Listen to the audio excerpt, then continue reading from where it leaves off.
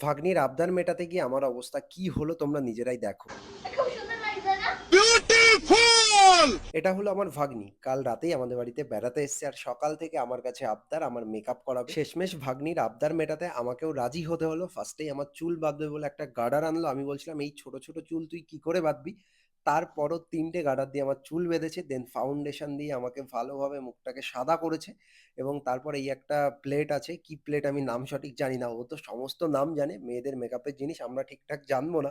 আর আমাকে এত বাজে লাগছে আমি এখন ভয়েস ওভার দিচ্ছি আর দেখছি।